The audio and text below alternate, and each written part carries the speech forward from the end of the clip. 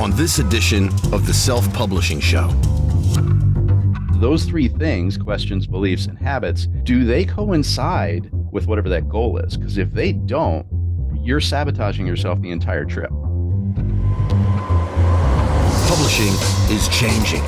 No more gatekeepers, no more barriers, no one standing between you and your readers. Do you want to make a living from your writing? Join indie bestseller Mark Dawson and first-time author James Blatch as they shine a light on the secrets of self-publishing success. This is the Self-Publishing Show. There's never been a better time to be a writer. Hello and welcome to the Self-Publishing Show with me, James Blatch. And me, Mark Dawson. For those paying attention, you can probably hear if you're listening or watching on YouTube, we are not at home, we are in fabulous Las Vegas. We are, yes, and in particular at Bally's, which is the venue for the 20 Books to 50K conference. Is the word fabulous the word you'd use for Bally's? Possibly not the precise word I'd choose, but it'll do for now. Yes, we mustn't be rude. It's been a fantastic conference. This is called 20 Books to 50K. You can join the Facebook group. We're good friends with them. A lot of overlap between SPF and 20 Books. And it's a place for indie authors to learn and share. But there are 2,500 people in here, Mark. So, excuse me. This is the first thing we need to do. If you're not watching on YouTube, this is Elaine Bateman, who helps us with the Self-Publishing Show in London and is chief sanitizer in Vegas. And believe me, Vegas is a place that requires a lot of sanitizing. It is. Yeah, I got. Thank you, Elaine. If you go and do the other 2,498 people, then we'll all be sanitized. Yeah, there's a bit of COVID going around. I got COVID last year at Vegas. Thanks, Elaine. We'll see how we go this year. There is a lot of it going around, but it's one of those things now, isn't it? You know. Yeah. Okay, before we do anything else, we have a Patreon to welcome. Mark, you can do that. We do. So just checking now from Catherine. It is Angelica Anderson. No address, but thank you to Angelica for supporting us on Patreon and helping us to get the cameras and pay young Tom's wages behind the camera today and keep the podcast going. It's really very much appreciated. Well, I just met Laurie and her daughter, who are both authors here, and Laurie is a Patreon supporter of ours as well, she told me, so thank you very much indeed. Before the next thing, we have a webinar to tell you about. This is going to be about revising your book. So a really well-timed webinar, because we time everything well, for NaNoWriMo. If like me, you've been doing that, you've got a draft that you now are going to revise and turn into a book. But even if you don't, this is going to be a fantastic opportunity to learn the process, a sort of structured way of approaching turning a draft from good to great, I think is what Jenny says. So it's Jenny Nash, very experienced editor. She's going to be taking that webinar. We are going to be doing that on the date. John, you have to shout at us. 28th of November, 9 p.m. UK time. 28th of November, 9 p.m. UK time. So it'll be a bit earlier in the day in America, a bit earlier the next day in Australia. And the URL for that, John, is /revise webinar. Okay, so it'll be selfpublishingformula.com/revise webinar, all one word, revise webinar. Sign up to that. Mark and I will be there, at least one or both of us will be there, but you'll be listening to Jenny teaching you.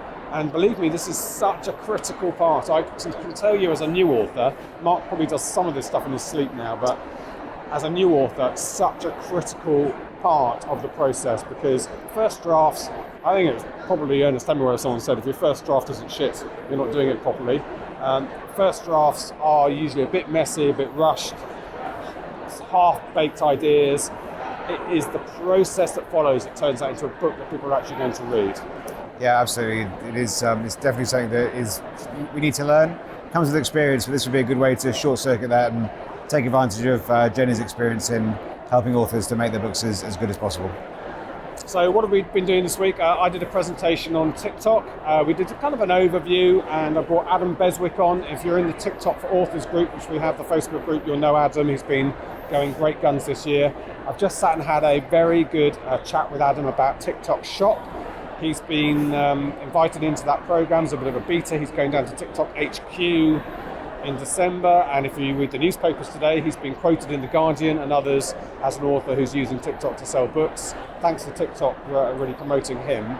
And I think it's a very, I've been going on about TikTok for a while, but this is something I need to get into, the shop aspect of it. So at the moment, you're still fulfilling the books at home on your kitchen table, but it's a growing part of his business, and I'm going to get that sorted out, hopefully with myself as well, so we can teach it soon. So get involved in the Facebook groups if you want to know any of that stuff. Now, Mark, the sessions we did here, available for streaming, aren't they? I guess if you go to the 20 books to 50k group. Yeah, I think it's on YouTube. So if you go to 20 books, you should be able to find a link to YouTube. I guess just search 20 Books Vegas 2022 and it'll probably come up. I think all of them are recorded. I know they had some technical difficulties with streaming them this year, but as far as I know, they've been recorded, so you'll be able to watch them at your leisure. In quality. Yeah, we'll watch it when we get home, but definitely one to take a look at. Some good sessions this year. Yeah, and it's always the best bit is bumping into your friends and authors who you just know about but have never met. I mean, I've been working quite closely with Kevin J. Anderson over the years, and I used to read Kevin when he wrote the Star Wars books when I was probably in my 20s. Don't want to age him too much, and he's just behind us actually over there. And I went and had a chat with him and got a selfie with Kevin. He's a big fan of SPF, and we're a big fan of him. So Kevin actually runs a master's course in the university in Colorado, and I keep bumping into students of his here. And there can't be many university courses that are so up to date, because I imagine if you enrolled in a lot of university courses in England as well as in the States, and they're teaching publishing, I think a lot of their stuff will be 10, 15 years out of date, but not Kevin's. No, not at all. No, I can't think of any other courses that would teach the way that we do things. So no, he's been doing that for 3 or 4 years, I think. So definitely one of the best places to learn, other than Present Company, of course. Part of the curriculum is he asked them to listen to one of our episodes. Does he? Yes. Dear. And if you've done really badly, listen to 2. You have to listen to 2 of our episodes. It's, and he sells the courses on our behalf through to his students, because he said this is everything else you need to know. Anyway, so that's Kevin, and the Draft Digital guys are here. KDP have a big team. We went out and had drinks with KDP at the Cosmopolitan Hotel during the week, which was loud but really fun. Met some lovely people there. Fingers crossed for them, by the way, because there is some news flowing about that Amazon are looking at doing some restructuring in inverted commas. So 3% of their office workforce is going to get let go, I think. So yeah. I mean, it could be worse. It could be worse than Twitter. Yeah, that would be bad. Yeah, definitely. Or Facebook. Or Facebook at the moment. Yeah. And if you've never been to these conferences, I think that this is a good one to start with, depending on where you are in your career. You will find stuff at the advanced level, but a lot of this is geared around authors, understanding the indie world, getting to meet the contacts who are going to help you, like those author services we referred to, and sitting in on sessions and people basically setting out the kind of like the launchpad version of our course. I think this conference is.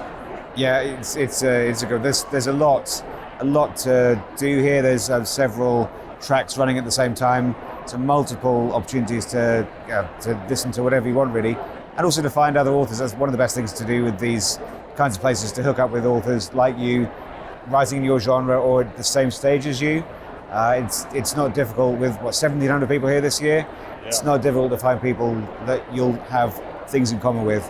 So it is difficult sometimes. Authors tend to be quite introverted, so to kind of get out of your hotel room, come downstairs and mix with others can be a bit discombobulating for some authors, but it is really worth getting out of your comfort zone and kind of, I was going to say press the flesh and then sanitize afterwards.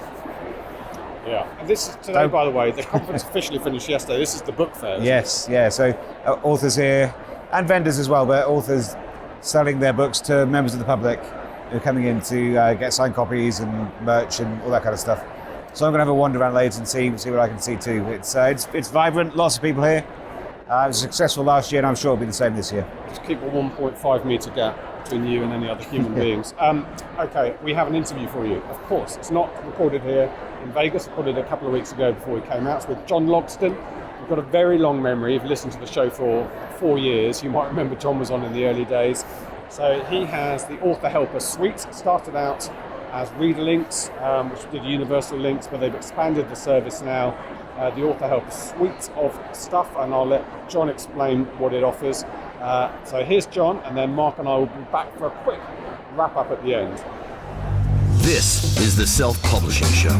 There's never been a better time to be a writer. John Logsdon, welcome to the Self-Publishing Show. That's quite a natty background. Looks like Forbidden Planet shop in the West End. Yes, I decided this year that I didn't like the bleh look in the background, and I wanted to do something, so I just put up the tiles, and the tiles looked like I was lying on a bathroom floor. Right. So that didn't work out. So I said, well, why not grab all your, stuff that you have from collected over the years, and collected some new stuff too, including, when we were down in the Disney area, I got this guy right here from Universal Studios, stuff like that. Okay. And I just started stacking it, and I got to fill up some more. I should say, if people are just listening, they have no idea what we're going on about, but John is sitting with a pentagon tiled background and floating shelves, of which there are on which there are figurines from Star Trek and some Marvel stuff maybe, and some World of Warcraft, World of a whole bunch of Warcraft. stuff. There Yeah. you go. And of course some guitars, because you are a rock musician and a rock star in the world of indie publishing. How's that? Right, a rock star, all to me. Yeah. I'm my biggest fan. Okay. Well, look, we haven't had you on the show for a very long time, but we know that you have the Author Helper is your brand within indie publishing. So why don't you tell us a bit about Author Helper, John? Sure. So basically, when it actually kind of all started when I was listening to Mark's course originally and so on.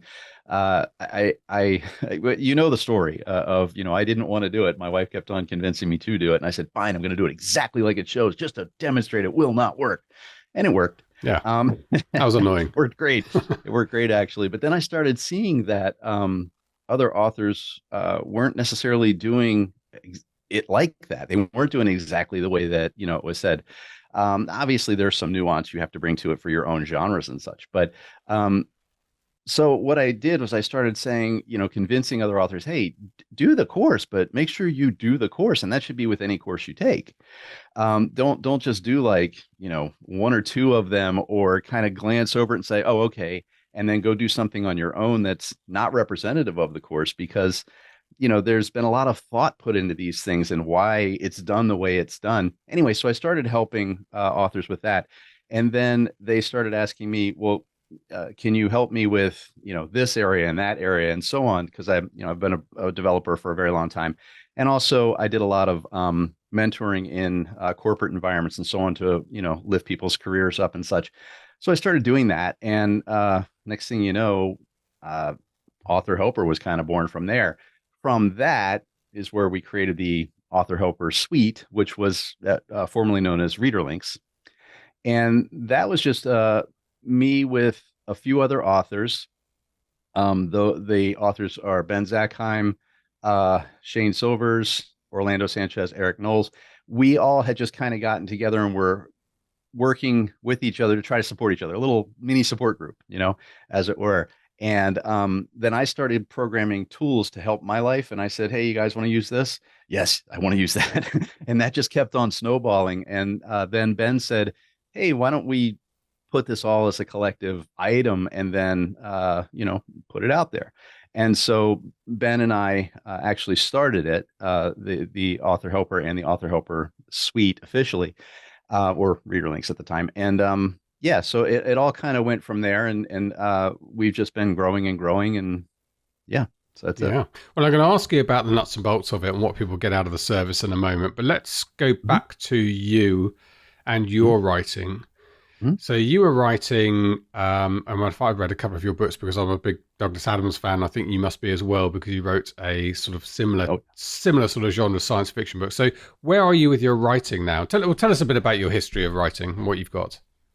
Sure. Well, I actually, the first books I ever published were in early 2000s. They were programming books for games, and that was actually at a company in, I want to say Doncaster. It was, it was up north, right? Up north, Doncaster. Yeah. You have to say That's Caster. right, yeah. Oh, sorry, my bad. So I put a couple of books there, and at that time I was working in the games industry, and I was doing some writing, just taking some, classes and stuff. Like I took the Gotham writing workshop and such. And one of my buddies, Chris Young, is one of my co-authors. He's, we worked a lot together. we were both taking that class and we were like, hey, let's go ahead and start something. Well, anyway, long story short, I started writing more and more fiction. I've been writing fiction since I was a kid, but more and more fiction went on. And then I published my first book in 2013, I believe, actually officially published. And then, that was fantasy comedy. And everything I write is geared toward comedy. So it doesn't matter what genre I write in. I'm always going to angle that direction. So started out with regular fantasy comedy, then went into science fiction comedy, and played around in there for a while. And that's when the gang I was just talking to you about, they were like, "You got to write urban fantasy. You got to write urban fantasy." And so I tried, and I kept on thinking it's got to be serious because it's urban fantasy. And I went through 17 iterations, and I just couldn't stand it. And so finally they said, dude, just write it like you write your other stuff, bring that element to it. So I did. And then I was like, this isn't going to fly. So anyway, I put it out there to a bunch of readers that I didn't know. And I asked from their groups. I said, you've never read any of my stuff. Try this out. Tell me what you think. And so people liked it. And I was, kind of surprised at that because of the angle that, I brought to it with the over the top comedy and craziness that went on, but they really liked it. And next thing you know, 50 books later in the paranormal police department. Wow. There were 8 precincts and all that kind of stuff.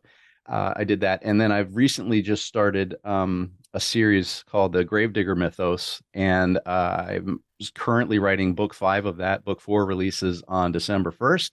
That's going really well. Narration starts in December. So did you say you're 40 books into your urban fantasy? No, sorry. So my new series has 4 books, okay. And the 5th book I'm writing now. But my urban fantasy, I have a pretty large catalog of that. Now I have co-authors that I work with, but the Paranormal Police Department has over 50 books, including short stories and stuff. Wow. And I've written and published, but taken down some over the course of time, over 100 books. And you don't do those comedy sci-fi books anymore? Actually, we did. We released one last year. They're not as lucrative as urban fantasy, to be honest. And this is a business, but we still do them for fun mostly. Yeah. And we do okay with them, but there's just a difference as far as what you aim for as a business. That's all. Because they were quite similar actually to J.D. Kirk's Space Team series, which is how I noticed similar sort of what we could only describe as juvenile humor, which is absolutely up my street. Okay, well that's John Logsdon, the writer. Brought me up to date because I hadn't realised how prolific and large your writing empire was now. And Reader Links, which I think, if I got it right, started off by just a frustration that it wasn't easy to get universal book links and a few other things for authors. So you started this sort of dashboard service. But just describe what Reader Links does today. Or, it's not called Reader Links anymore, is it? So it's the Author Helper Suite, but that's okay. People have it. The reason let me explain that really quick. Why is it not called Reader Links anymore? And this was because last year at 20 Books in Vegas, what happened was when I would say Reader Links, people would say, "Oh, I already have a link service." Yeah. And so it makes sense. Obviously, you think links, and there you go. I'm already using ABC links or whatever, and it's like, oh, you know what? That's a good point. Reader Links is a portion of it's a module of our service, but it's just one, small thing in a sea of a bunch. But so basically, yes, that is exactly what happened. I was trying to, use Bitly. I was doing various different services to try to figure it out. And even when I found something that kind of worked, then it was really hard to find my links everywhere. So what I did was I said, I'll just code it myself. And this way I can click on any book and find all the links I need for that book. And then the second thing was every time I create a new book, I have to create 20 links, 25 links, whatever, because I got them for my newsletter, for my ads, for my website, etc. And I thought it'd be nice if I just create a new book and it just created those links for me. And so took away that headache, and then from that point, if I create a new link, I want it to go to all the books, not just, so the other direction as well.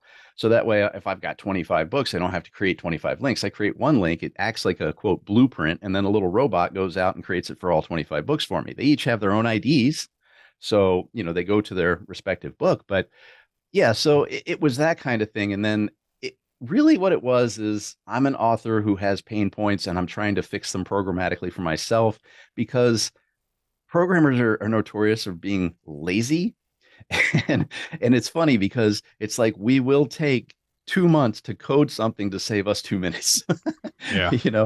That's our mentality. But it's the returns are exponential because over the course of 2 years, those 2 minutes add up. You know what I mean? Especially when you continue doing that kind of thing. So yeah, that's where it kind of started. And then, just kept on adding new and new tools. Like we have Reader Team, a tool where, we can bring in readers to any book and they can submit issues that they find by chapter. Then we can, of course, go in and look by chapter and just, do our own edits through there.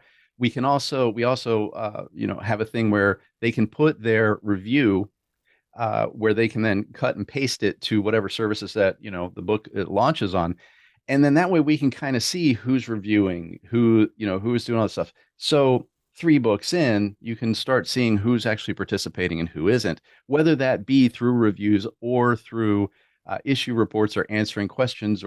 And there's also a notes section. So maybe a person is like big on social media and they share you all over the place, but they don't do reviews. That's okay for me. Everybody has their own rules, but for me, that's okay. Obviously, Amazon, you're not supposed to, based on their terms of service, require a person to do a review on your book if they're on your team or whatever. But what you can require of your readers is that they participate in some way, and that's one thing that you can, using our Reader Teams feature, you can kind of gauge, because you can say, well, okay, I'm keeping notes, so I see like on Facebook or whatever they are sharing my stuff, so I can see that, or they've reported 6 issue reports. So they're participating in some way. And I'm able to look at that person and go, you know what? They've participated great over the course of 5 books. I'm just going to auto approve them. So the next time I put out a book and they come in to say, I want to apply to be on your reader team, they're instantly in, that kind of thing. So those are just a couple of things that started this all out, as it were. Do you want me to keep going, or I'm interested in how it works, the mechanics of it. So it's a service that sits in your browser, I think. Mm-hmm. That's right.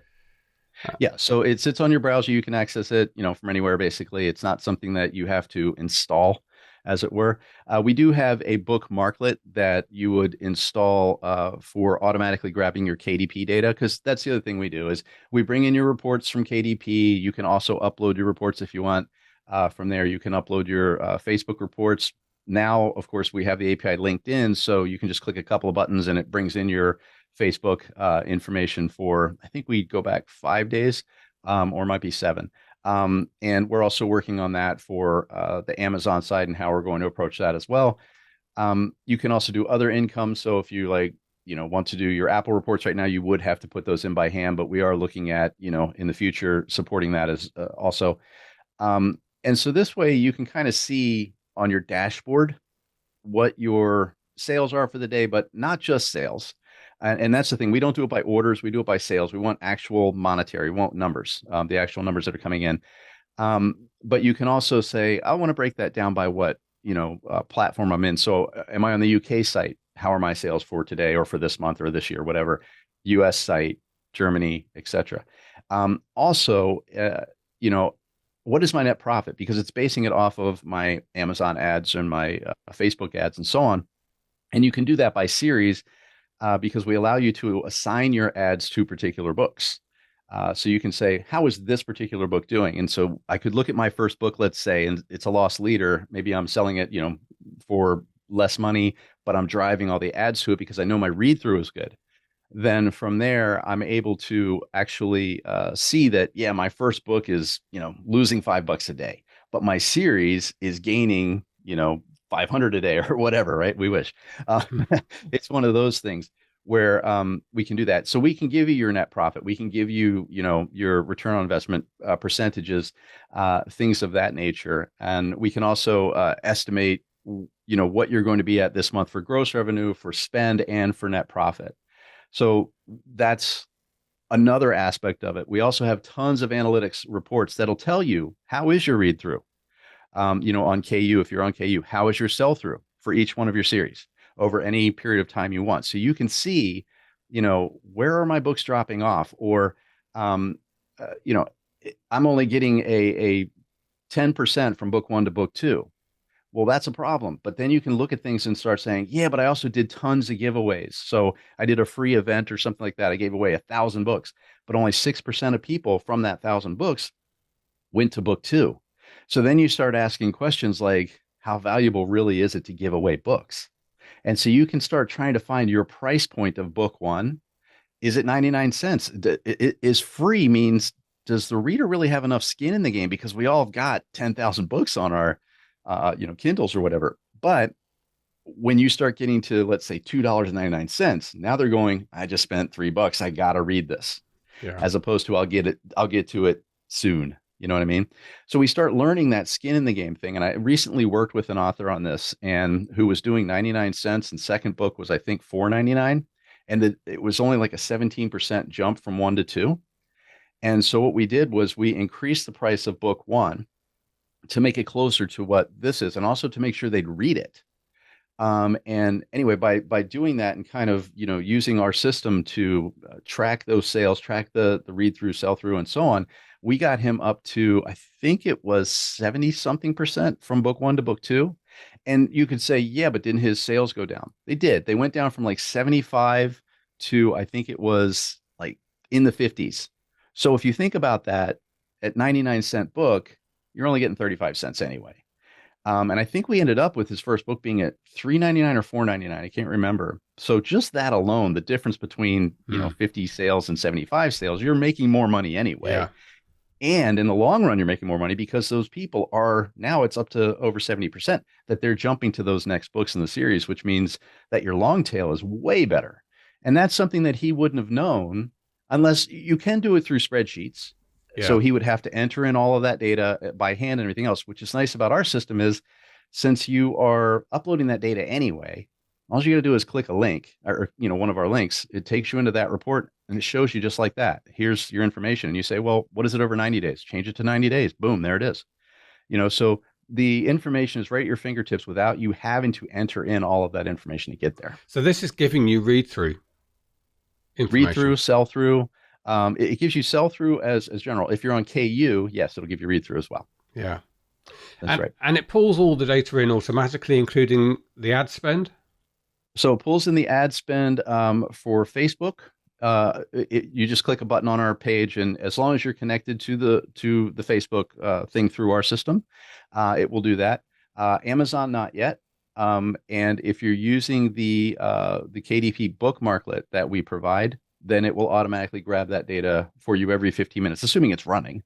You have to run it, obviously, but I think it's every 15 minutes, it will update the data and send it back to our system for you. Otherwise, you can download and upload the reports manually. I've got a slightly niche question, which is, I'm somebody who has multiple KDP accounts because I have an imprint and my own books, and SPF has some books. Does that muck things up when it's a browser installation? It's not that it really messes things up. What you can do, well, either A, you have multiple accounts, obviously, with us, and that would solve that problem. But the other option that you have is you have 3 pen names that you can use. So you could have each one of those pen names set up for each one of those situations. But if it's automatically importing data from KDP, how does it know who I'm logged into at any one time? So when it comes to KDP, well, that's a good point. It doesn't. So basically what happens at that point is, if you are logged in as, let's say, pen name A, and you're running that tool, it will send back pen name A data. It can't send back pen name B because that's a different, KDP account. So you would have to log into KDP account 2 for the next report that pulls to go to the right location. There's nothing that we can do about that. We can't log you out and log you back in. So use different browsers maybe for different accounts. You could do that. Yeah, some people do that. Mm-hmm. Yeah, get that way. That's a bit of a niche question because not many people have multiple KDB accounts. But if your life is complicated like mine, you do. All right, that sounds really good. It's really come a long way, I think, from those early days. I mean, I'm a big spreadsheet freak, and I just like spreadsheets personally because I think part of the learning process for me of getting under the skin of figures is the act of putting it into a spreadsheet and the act of doing the formula, and that works for me. But I'm always tempted to use dashboards, but because of my complex multiple KDP accounts, I've never really found one that's worked satisfactorily. So I will give this a try, John, and try and use like Safari or something, which is a browser I don't normally use. Just lock that away for my own books and see what difference it makes. I mean, read through it's a complex calculation, and there are different ways of doing it. I think if you can automate that, if you can present that data clearly to people, and I hope people understand what we mean by read through. Not everyone necessarily will, but if you've got 10 books in a series and 100 people read book 1, you're really interested in how many move on to book 2, 3, 4, 5, 6, 7, 8, 10, because that's usually where the juice is, right? That's right. Yeah, and also keeping in mind, one of the things that we as authors have been kind of conditioned to do is get book 1 into their hands, and no matter how you do it, because at that point they'll read it, they'll love it, they'll move on to book 2. But what we're learning as time goes on, the free market may not be the best way to do that anymore, or the free campaigns and so on, or even the 99-cent sales and such, depending on your genre and depending on your reviews. There's a lot that goes into it, but the reason why you have to be a little bit careful these days is because people have so many options, and you've seen the memes left and right. I've only got 3,500 books to read before I die, that kind of thing. And you have to think, how many books can a person actually read? And if you're giving them something for free, it's going into the pile, to be read, because not all cases, granted, but it's likely going into the pile to be read, because I'll get to that as soon as I finish this book and I've got my TBR list and so on. But as soon as a certain amount of money is spent on your particular genre, what we call skin in the game, at that point, now the reader is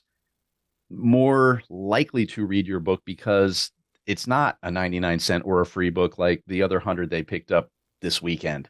Yours was $5, or whatever that price point is, $2, $3, whatever. It's a price where they have to prioritize it over all the free stuff. And if they still love your book, they're more likely to go to book 2. And what we do see that in our stuff with authors that I work with personally, where I will say, okay, what are you doing on book 1 to book 2? Like I just mentioned with this other author, and we start seeing, yeah, you've given away a lot of free books, but only 6% or 10% or 17%, whatever it is, are moving to book 2. What happened when you used to charge for this? So you can pick that time frame where they used to charge a full price for that book, and they were like, oh wow, I had 35% or I had 60% jumping from book 1 to book 2. And what people really need to recognize here is that, as you pointed out, for the 10 books at let's say $4.99 a pop is worth a pretty decent chunk of change. Yeah. If you can get a person to read from book 1 to book 2, if only, let's say 10% are going from book 1 to book 2, that's a lot less money that you're going to get over the long haul than you're going to get from the person if you are at 30% or 50%.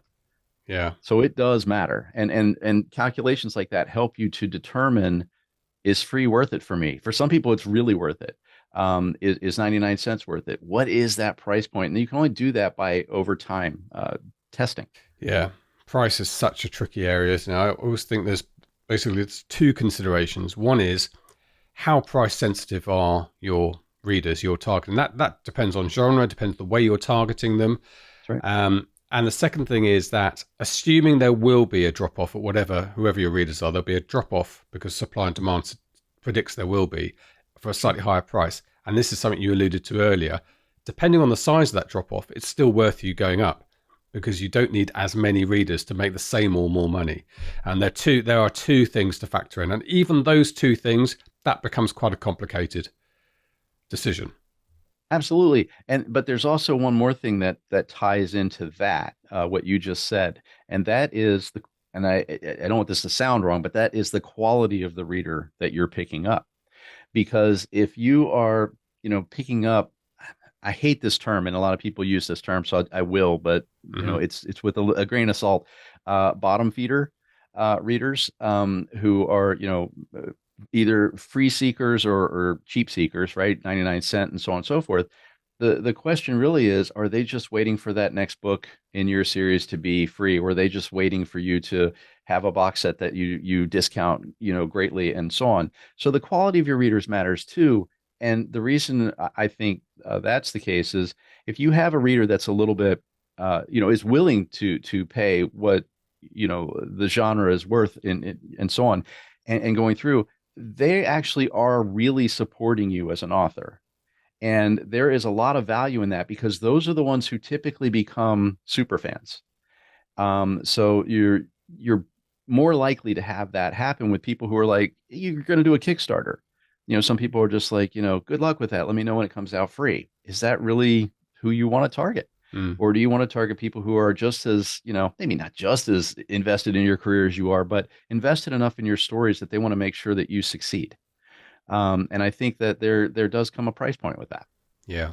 This goes to underline, I think, the importance of a mailing list as well. When you make a personal connection with your readers, even if they picked up your book for free, you can start to turn them into people who are, as you say, skin in the game, invested in you a little bit. Absolutely. And that's something you can find out over time. So even if they pick up your book for free, but do they turn into a valuable reader, or do they stay the quote bottom feeder over that course of time? Yeah. So tell us how it works and how much it costs, what we need to do to get going with it, and how much it's going to cost us. Sure. So you get a 30-day free trial. With the system, just go to authorhelper.com. It'll tell you all about the system and so on. It's a 30-day free trial. No credit card needed to get started with the system. If you want to continue on with it and sign up, it's $24.99 a month. Unless you pay annually, then it's $19.99 per month. Pay it as annual for the system. That's it. That's it. There's no tiered levels of gold, silver, bronze. It's just a straightforward. Everyone gets everything. Straightforward. That's right. And you do the developing yourself. I know you've got a programming background. You mentioned that earlier. Mm-hmm. So I started the whole system programming it myself, and then we brought on one of our team members, Rafal Dudek, who is someone I worked with for a number of years in the corporate industry when I worked at America Online. Actually, Ben and I both worked at America Online. So did Rafal. So that's how we all knew each other. But he's a better developer than I am, definitely. He's very, very good at that. He's not an author, so that it also brings a cool perspective to things when we start down the author path. He'll reel us in sometimes and go, okay, but this just doesn't make any sense. Yeah. Because this is how we do it. Look at things. Yeah, but this is what we do. Yeah. He'll bring us some unique perspectives on things. He's definitely a better developer than me. So when it comes down to heavier lifting stuff, I leave it to him.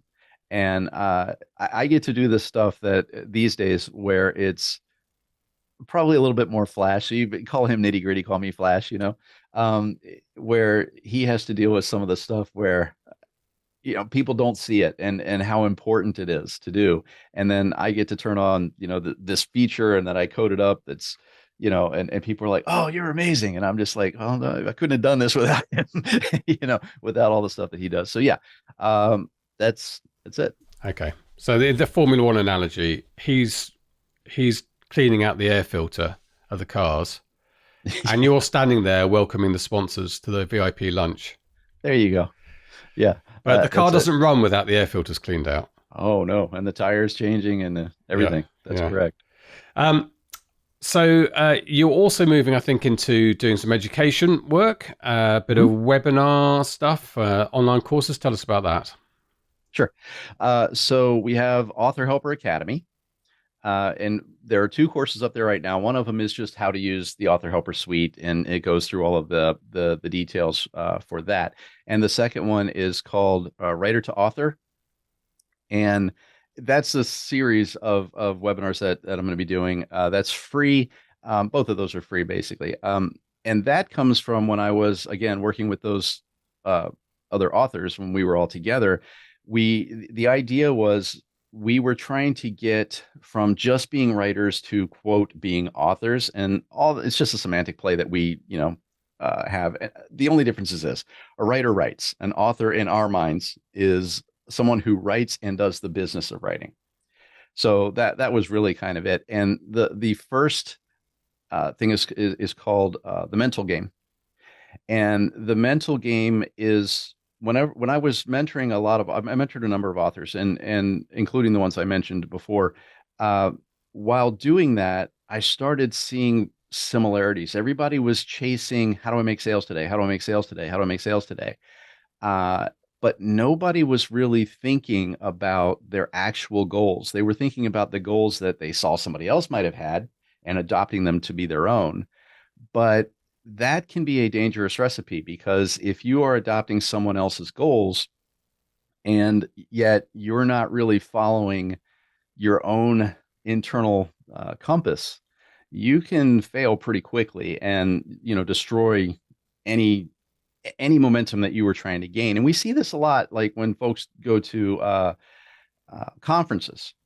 They'll come out and they'll be filled with excitement and ready to take on the world, and then 30 days later that's kind of petered off, and now they're not really doing that anymore.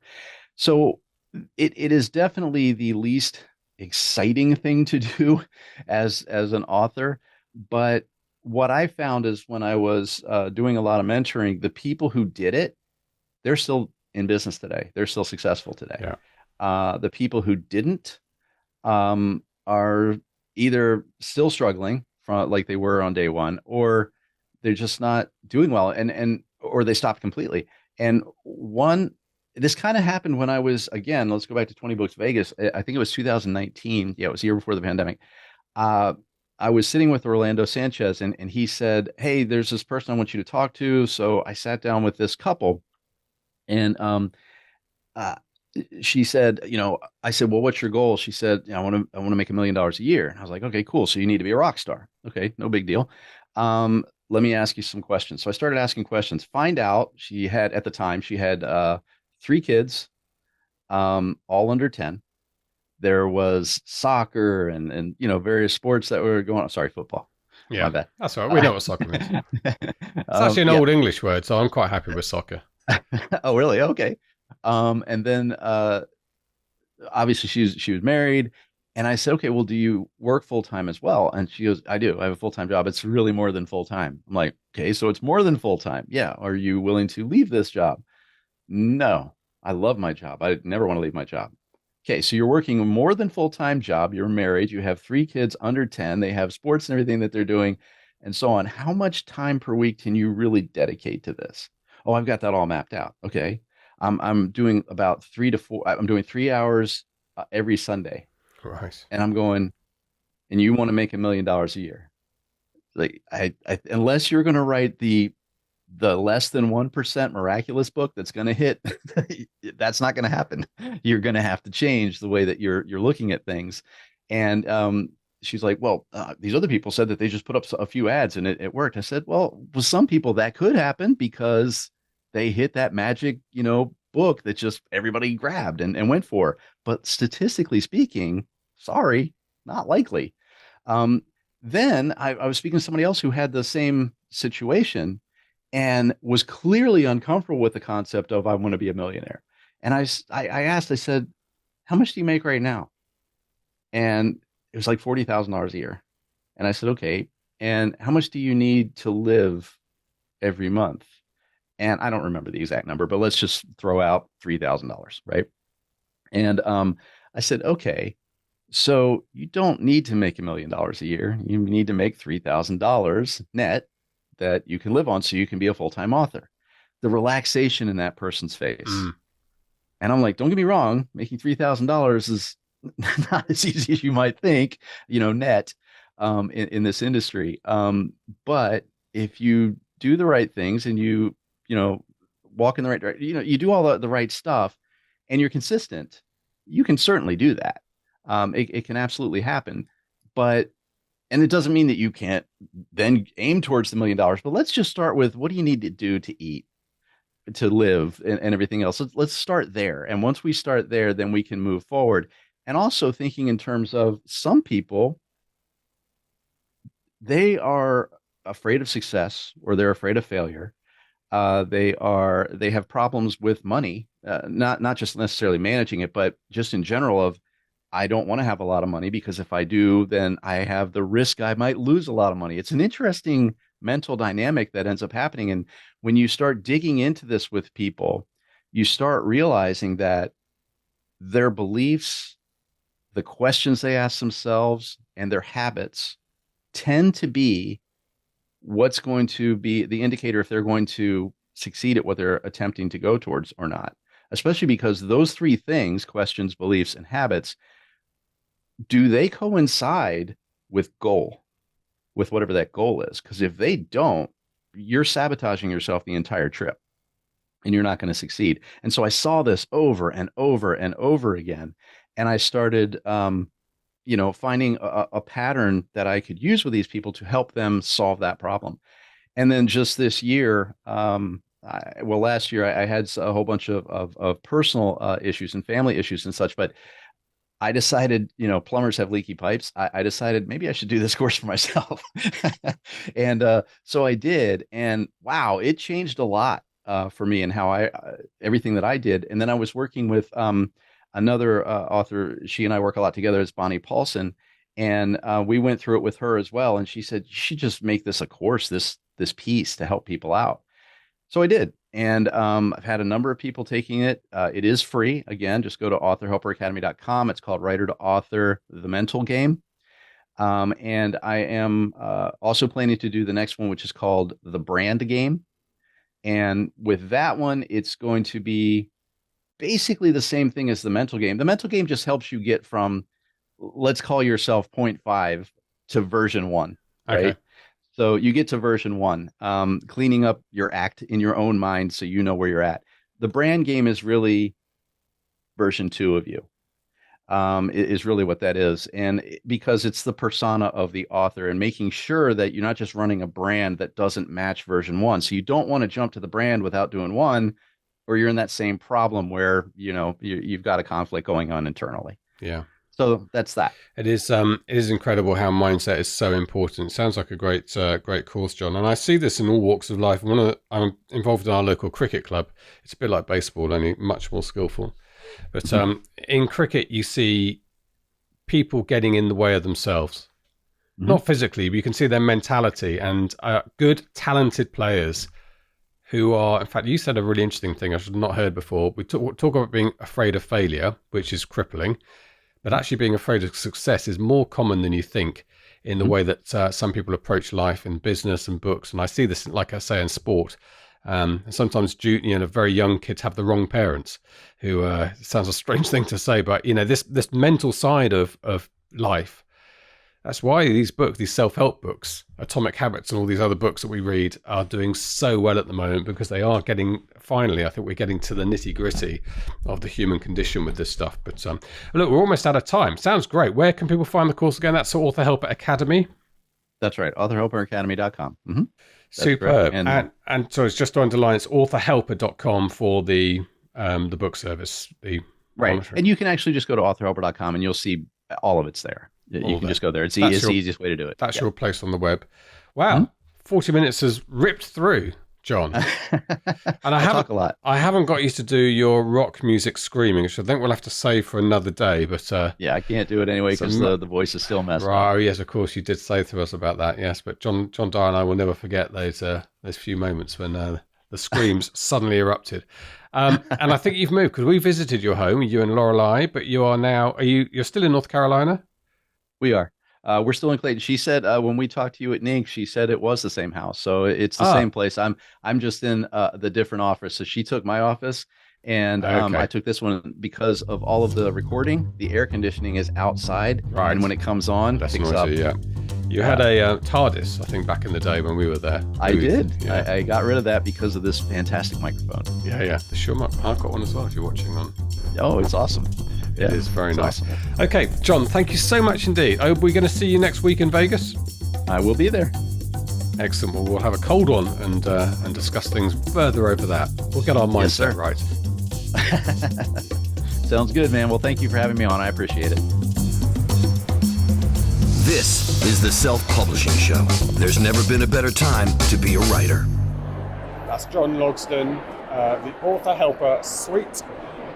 It's fun watching all these services sort of grow up, and I think very much well, like Drafted Digital, like a lot of these companies, they are completely author-led. So they're basically, that service is expanded because authors keep emailing John in this case and saying, can you do this, can you do that? So gradually they increase the services. This is the beginning, we're still in the foothills probably, aren't we, of indie publishing, of all these operators appearing. Yeah, there's lots of, I've been doing this long enough now, 10 years actually this month, more on that later perhaps, but I've been in this enough time now to see the kinds of companies usually created and run by authors, things like BookFunnel.